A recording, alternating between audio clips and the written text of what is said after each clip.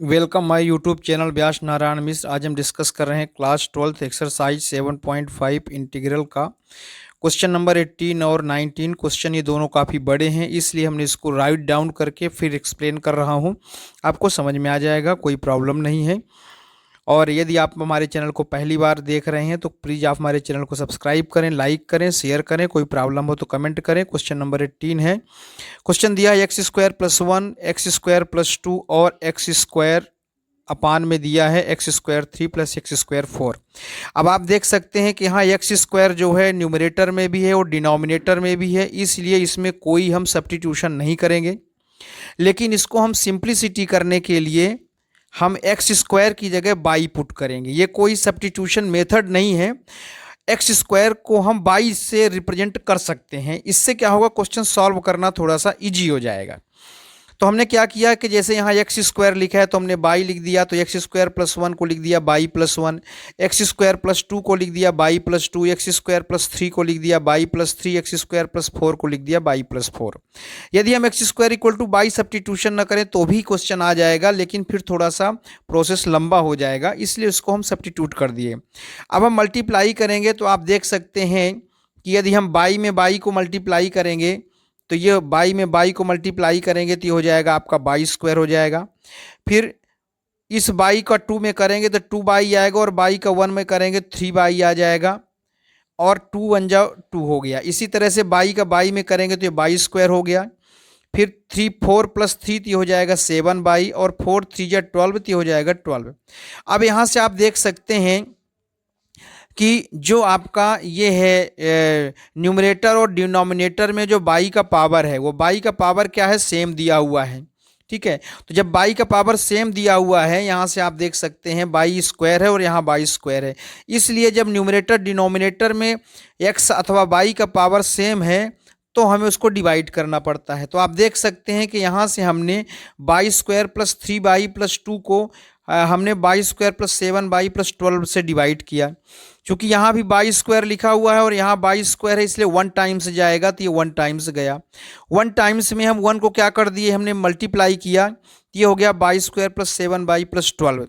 अब आप जानते हैं कि मल्टीप्लाई करने के बाद साइन चेंज करते हैं, तो यहाँ प्लस माना जाएगा तो माइनस कर दिया, यहाँ प्लस है तो माइनस कर दिया, यहाँ प्लस है तो माइनस कर दिया। अब ये बाई स्क्वायर से बाई स्क्वायर कैंसिल हो गया। 7 बाई में 3 बाई माइनस हुआ तो 4 बाई आ गया। 7 बाई लार्ज नंबर है, इसका साइन माइनस कंसीडर होगा तो ये माइनस हो गया। 12 में 2 को माइनस किया तो 10 आया। 12 लार्ज नंबर है, इसका साइन माइनस कंसीडर किया जाएगा तो ये हो जाएगा -10। अब इसके बाद इसका रूल होता है, जब हम कोई फ्रैक्शन है तो उसको हम लिखते हैं क्वेसेंट प्लस रिमाइंडर अपान डिवाइजर, ऐसा लिखा जाता है। तो यहाँ क्वेसेंट कितना है 1, तो हमने 1 लिख दिया।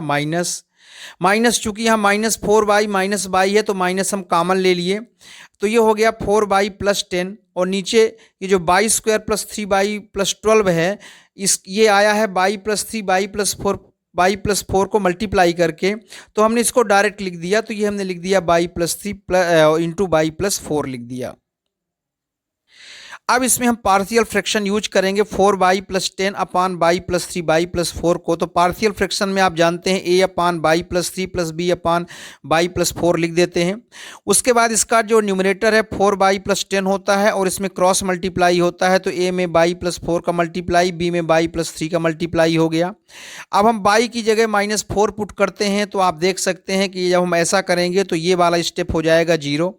बाई की जगह जब -4 करेंगे तो बाई यहाँ -4 पुट करेंगे तो ये हो जाएगा -16 प्लस 10 ए इंटू 0, और यहाँ बाई की जगह जब -4 करेंगे तो ये हो जाएगा -4 प्लस 3। इसको सॉल्व कर लेंगे तो ये वैल्यू आ गई b इक्वल टू 6 आ गई। अब हम क्या करेंगे, ए को हमने 0 किया बाई इक्वल टू -4 पुट करके, अब हम बी को 0 करेंगे बाई इक्वल टू -3 पुट करके। तो जब बाई इक्वल टू -3 करेंगे तो 4 बाई में यहाँ से आप देख सकते हैं 4 बाई में जब बाई की वैल्यू -3 करेंगे तो -12 हो जाएगा प्लस 10, और यहाँ पर बाई की जगह जब -3 पुट कर देंगे तो ये -3 प्लस 4, और बी की वैल्यू 0 हो जाएगी। तो यहाँ से हम देख सकते हैं कि a इक्वल टू कितना आ गया, -2 आ गया। अब इस a और b की वैल्यू को हम यहाँ पे पुट करेंगे, a अपान बाई प्लस 3 और b अपान बाई प्लस 4 में हम पुट करेंगे। कुछ वीडियो काफ़ी लंबी ना हो, इसलिए शॉर्टकट में हम एक्सप्लेन कर रहे हैं। तो इस तरह से 4 बाई प्लस 10 और बाई प्लस 3 बाई प्लस 4 को हम -2 upon by plus 3 6 upon by plus 4 लिख दिया, क्योंकि ए की वैल्यू आप देख सकते हैं -2 आया है और बी की वैल्यू 6 आया है। अब हम यहाँ से फिर से Y equal to X square plus 3 लिख दिया और Y equal to X square कर देंगे तो बाई प्लस 3 में एक्स स्क्वायर प्लस 3 हो जाएगा और बाई प्लस 4 में एक्स स्क्वायर प्लस 4 हो जाएगा। एक्चुअल में जो हमने x square equal two by put किया था वो सिंप्लिसिटी के लिए किया था कि क्वेश्चन सॉल्व करना इजी हो जाएगा, बाकी वो एक्चुअल में इंटीग्रेशन का जो सब्स्टिट्यूशन होता है वो सब्स्टिट्यूशन यहाँ पर नहीं था। अब आप देख सकते हैं यहाँ से प्रीवियस स्लाइड में यहाँ से देख सकते हैं कि ये 1 दिया हुआ है ना, ये 1 दिया हुआ है, फिर माइनस दिया है, यहाँ बाई की जगह हम एक्स स्क्वायर पुट कर दिया है, तो हम इसको नहीं लिखेंगे, इसकी जगह हम जो वैल्यू ए और बी की आई है वो वैल्यू पुट करेंगे। तो 1 हो गया तो ये हो जाएगा आपका 1 dx हो गया, 1 dx हो गया, फिर -2 एक्स स्क्वायर प्लस 3 और -6। अब ये माइनस कहाँ से आया, चूंकि आप देख सकते हैं यहाँ स्लाइड नंबर 1 में देखिए कि यहाँ पर माइनस लिखा हुआ है ना, यहाँ पे आप देख सकते हैं कि ये माइनस लिखा हुआ, इस माइनस के कारण जो है, ठीक है ना, ये जो माइनस लिखा हुआ है इस माइनस के कारण जो है तो साइन चेंज हो रहा है वहाँ पर। तो उस माइनस के कारण ये जो बाई में -2 दिया हुआ है, ठीक है ना, बाई में जो -2 दिया हुआ है आप देख सकते हैं कि ये +2 हो गया और 6 में जो +6 दिया हुआ है माइनस के कारण -6 हो गया। अब हम बाकी 1 का इंटीग्रेशन x होता है, 3 को हम √3 का होल स्क्वायर और 4 को हम 2 स्क्वायर लिख सकते हैं और इसके बाद हम लगा देंगे फार्मूला। तो 1 upon x square plus a square equal to होता है 1 upon a tan inverse x upon a. तो यहाँ a की जगह √3 है और 2 पहले से लिखा हुआ है तो हो जाएगा 2 अपान √3 tan इनवर्स x अपान √3, फिर -6 अपान 2, चूँकि 1 अपान a है यहाँ a इक्वल टू 2 दिया हुआ है तो -6 अपान 2 tan इनवर्स x अपान 2। फिर ये पूरा उसी तरह से लिखा रहने देते हैं, 6 में 2 को डिवाइड करेंगे 3 आ जाएगा। तो इस तरह से क्वेश्चन नंबर 18 का ये आंसर हो गया। अब हम डिस्कस कर रहे हैं क्वेश्चन नंबर 19। ये भी क्वेश्चन थोड़ा सा लेंदी है, लेकिन यहाँ पर हम x square equal two by substitute नहीं करेंगे। उसका रीजन ये है कि क्वेश्चन नंबर 18 में न्यूमरेटर डिनोमिनेटर में हर जगह एक्स स्क्वायर था, इसलिए हम सिंप्लिसिटी के लिए एक्स स्क्वायर की जगह बाई हम सब्स्टिट्यूट किए थे। लेकिन आप क्वेश्चन नंबर 19 में देखेंगे कि यहाँ तो एक्स स्क्वायर है लेकिन यहाँ क्या लिखा हुआ है, एक्स लिखा हुआ है, इसलिए इसको हम एक्स स्क्वायर को हम बाई सब्स्टिट्यूट नहीं करेंगे। तो ये इंटीग्रेशन हो गया जैसा कि हम बताते आ रहे हैं। अब ये आपका हो गया एफ एक्स की वैल्यू, ये पूरा जैसा कि हम लिखते हैं पार्शियल फ्रैक्शन में, प्रीवियस वीडियोज में पार्शियल फ्रैक्शन के बारे में डिटेल से एक्सप्लेन है।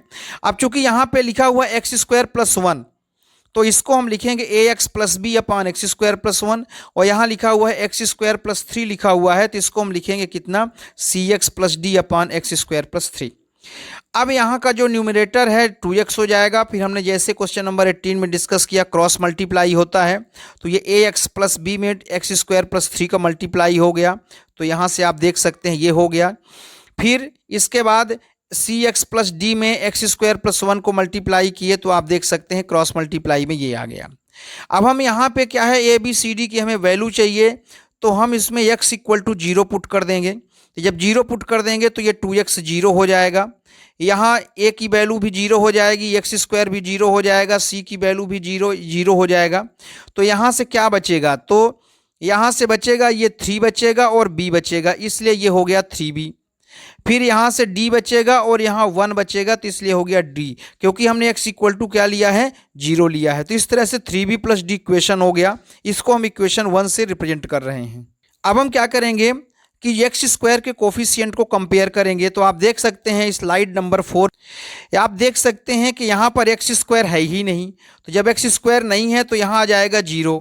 अब एक्स स्क्वायर कब मिलेगा, जब एक्स स्क्वायर में बी को मल्टीप्लाई करेंगे तो एक्स स्क्वायर मिलेगा, फिर एक्स स्क्वायर में जब डी को मल्टीप्लाई करेंगे तो एक्स स्क्वायर मिलेगा, और यहाँ 2x है, एक्स स्क्वायर नहीं है तो इधर 0 आ जाएगा।